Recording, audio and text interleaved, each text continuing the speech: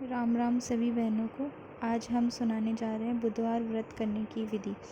ग्रह शांति तथा सर्व सुखों की इच्छा रखने वालों को बुधवार का व्रत रखना चाहिए। इस व्रत में रात दिन में एक बार ही भोजन करना चाहिए। इस व्रत के समय हरी वस्तुओं का उपयोग करना श्रेष्ठ है। व्रत के अंत में शंकर जी की पूजा धूप बेलपत्र आदि से करनी चाहिए।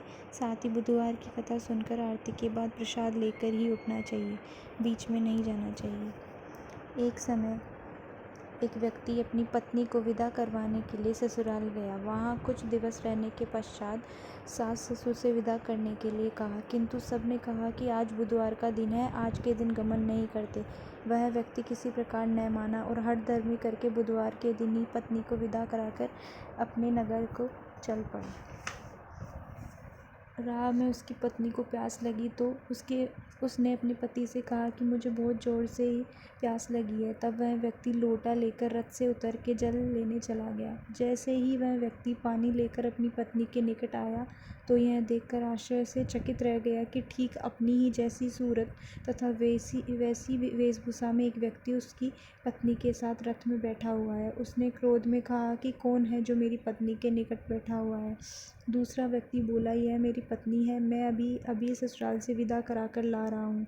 दोनों व्यक्ति परस्पर झगड़ने लगे। तभी राज्य के सिपाही आकर लोटे वाले व्यक्ति को पकड़ने लगे। स्त्री से पूछा, तुम्हारा असली पति कौन सा है? तब पत्नी शांत सी रही, क्योंकि दोनों एक जैसे थे। वह किसे अपना असली पति कहे।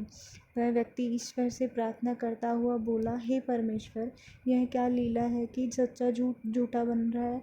तभी आकाशवाणी हुई कि मूर्ख, आज बुधवार के दिन तुझे गमन नहीं करना था, तूने किसी की बात नहीं मानी।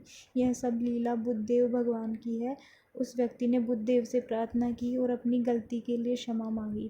तब बुद्धदेव जी ने उसे दर्शन दिए तथा उसे झूठे व्यक्ति को मारकर वे अंतर्ध्यान हो गए। वह अपनी स्त्री को लेकर घर आया। तभी से बुधवार का व्रत दोनों पति पत्नी नियम पूर्वक करने लगे। जो व्यक्ति इस कथा का श्रवण करता है तथा सुनता है, उसको बुधवार के दिन यात्रा का दोष नहीं लगता, उसको सर्व प्रकार के सुखों की प्राप्ति होती। बोलो गणेश जी महाराज की जय।